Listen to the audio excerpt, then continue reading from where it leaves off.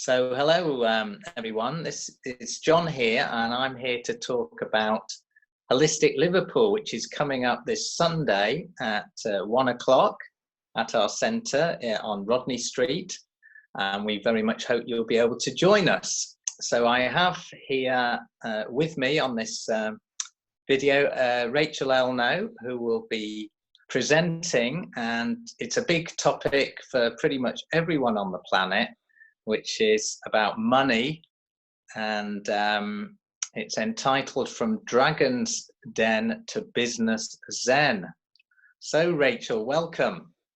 Hi John, and thank you for inviting me to come and be with your group and to share some of my experience around money and energy and flow, and also what so often blocks the flow of money and prosperity to us. Yeah, absolutely. It's for me, it seems to be an ongoing journey. There's many lessons around money and non-attachment, and also there can be just as many problems with having, you could say, too much money or a lot of money and having no money. They each have different lessons or different things to learn about it. So this is obviously a passion of yours and something that you've that you have some expertise in. What do you think is the core learning for you around money at this moment? well, for me it's quite simple in that it's really a journey. Mastery around money is a journey from moving from a place of fear into a place of faith, and faith in flow. So it's really interesting at the moment that there's a huge amount of fear around money. The stock markets are crashing. And as you say, sometimes, at times like these, you can imagine if you had managed to amass a huge amount of wealth and were holding a portfolio of shares, how much fear there would be that maybe your lifetime savings might be eroded or your pension might be eroded through the stock markets crashing and coronavirus and all of these deeply fear-based things which are coming into the screen of our collective conscious. So it's like, how can I hold my center in this place of fear and keep that vertical alignment and have absolute trust and faith in flow? So just to say on this, there's a bigger, obviously we each have our individual relationship with money, but there's a much bigger picture unfolding, and that is essentially the kind of unraveling of the what you might want to call the patriarchal control system. And that's slowly unraveling this idea of money being about scarcity, capitalism, power, control. And I think all of those things are being loosened, and those programs are being uninstalled and transmuted and healed, because we're emerging into a new era, which is much more feminine, which is much more about abundance and living in faith and flow, and not being in that place of fear and scarcity, because capitalism depends on scarcity. So there's a much more interesting, bigger picture unfolding at the moment, I feel. Right, yeah. So one of the true things which is holding society back as a whole is the haves and the have-nots, the top 2% controlling all the money. And not that there's anything wrong with any of it. That's not the point. The point is each of us individually, where do we stand in relationship to money? So you mentioned the word that's sticking out for me right now is control. How much is money used to control, not from a conscious point of view, but from an ego point of view, from separation, using it to get my way, I, yeah. And it's really interesting on that point that we're seeing that isn't working so well anymore. We've just seen Michael Bloomberg in America try to buy his way into the White House throwing $500 million at adverts to try to buy his way into the Democrat nomination, having been a Republican mayor of New York, and suddenly flipping in just to try and use money to gain power, and that was thwarted. And the other interesting thing that happened this week was in New York. I get a lot of my news from New York Times, actually. I've given up on the British media. But one of the interesting stories was that Hachette, which is one of the biggest publishers in America, has refused to print Woody Allen's memoirs. And because they have also published the memoirs of his stepson, which were all about the abuse of his sister by Woody Allen. And so the employees of Hachette went on strike and walked out in protest. So Hachette has basically listened to its staff and is refusing to print Woody Allen's memoirs, which that's a lot of, I mean, you can imagine that book would sell a huge number of copies. So they walked away from a big chunk of money on a matter of ethics and principles there. So I do think that there is a shift going on, this shift in power away from money, control, power, and that masculine power over, into a much more transparent, conscientious, ethical way of being around money. And so slowly this power and control is being eroded, slowly. Yeah. And then another way is the environment, and all the governments saying we'll spend 50 billion to reduce pollution, and we'll do this and that, but none of them really doing any of it or doing the absolute minimum. And then I like it. Was it Greta was invited to the European Union because they just agreed a new plan to be enacted by 2050. And instead of complimenting them and saying, you know, well done, you're getting your act together, she said, you know, what a load of rubbish. You're giving these long timelines, so you don't have to do anything now. You know, you can wait 5-10 years when probably someone else has the problem to deal with. She said, this is today's problem. This has to be done right now. What are you doing right now? And it was, again, it was very much the people power, about people power. But I really do feel that for us to truly address the issue of Gaia and the bigger issue of the environment and pollution, what truly has to be unplugged is capitalism and consumerism. That's truly what has to be unplugged. And actually, if you think about it, because capitalism is dependent on scarcity, environmental catastrophe is a brilliant thing in business if you own resources. So we have to be really aware that actually things like war, environmental catastrophe, they're all great news for business, for those people, that 1% that control the resources. And it's quite interesting because I recently was in the Seychelles doing an event, speaking at an event, a business event. And one of the interesting things about the Seychelles, it's about sort of 90 minutes flight due south of Dubai. And all of that oil money, where in Dubai, it's almost becoming inhabitable because it's so hot now. It's like 40 degrees, 50 degrees, and barren, Spartan desert.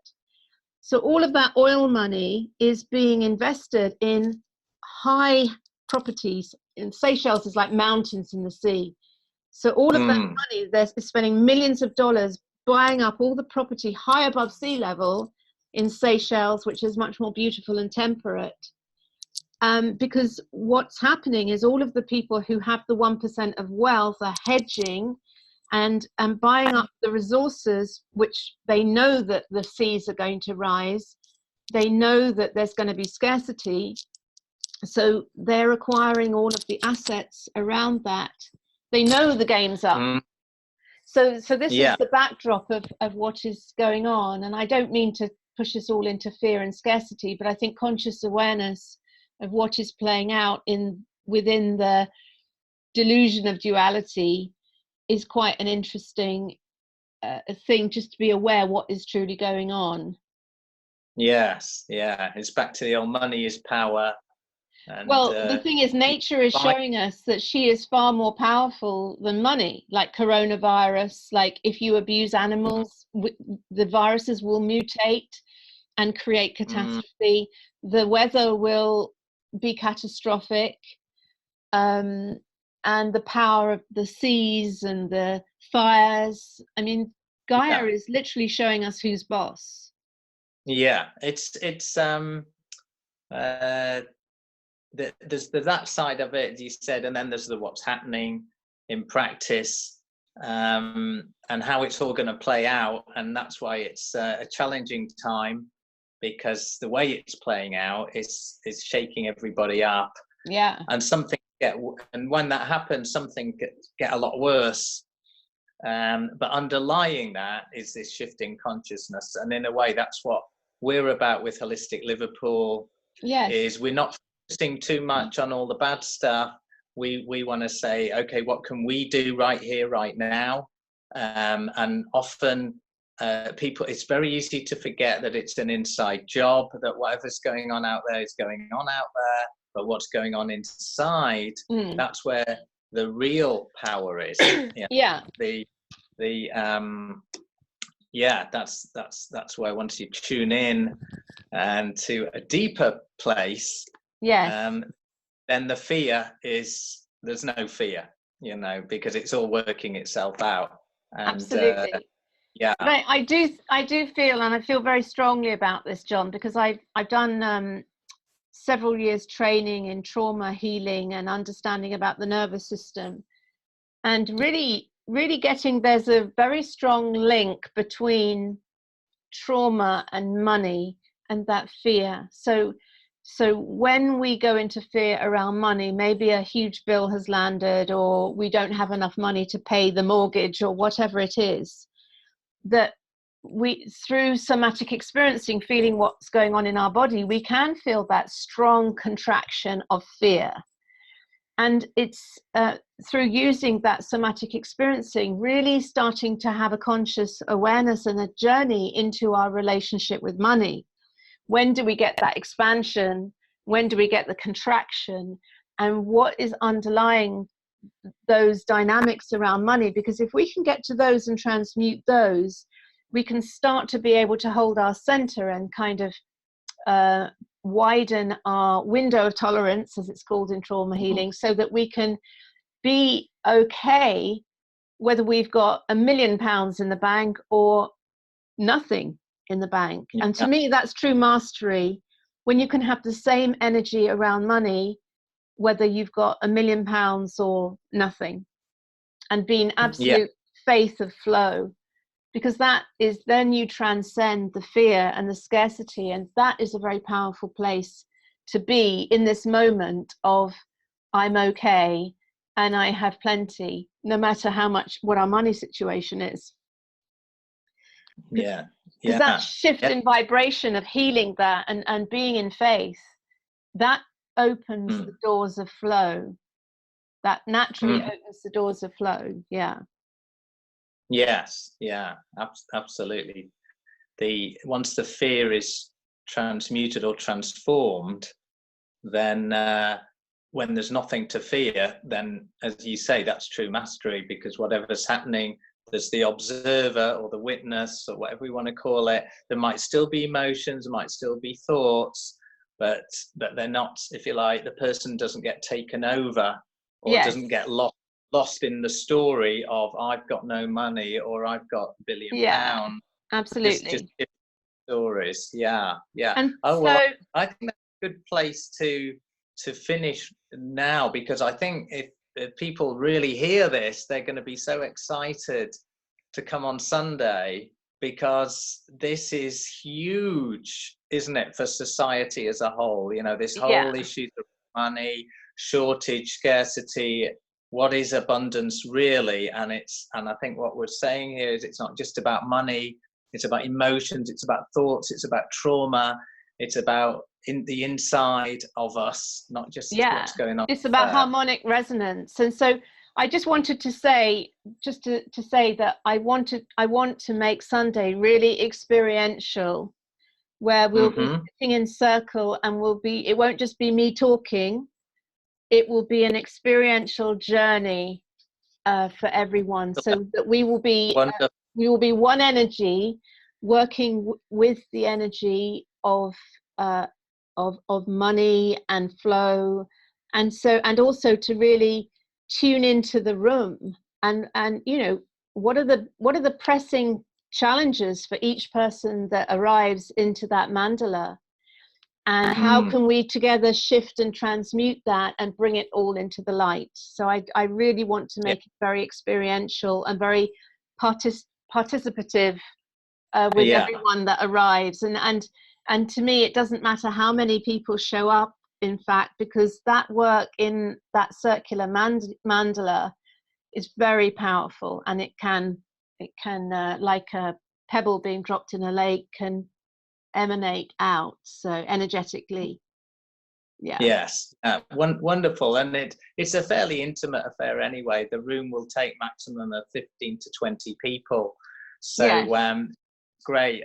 Well, it's one of the things we encourage at Holistic Liverpool is also the social side, getting to know each other a bit, and that does come out in the workshop environment. So cool. Wonderful. Okay, fab. So I'm really looking forward to seeing you, John, and to meeting your people there in Liverpool. Yes, we're looking forward to having you. Yeah, it's going to be a wonderful afternoon. Cool. Okay, sending you lots of love, and great. See you on Sunday. See you Sunday then. All right, take care. Bye. Bye-bye.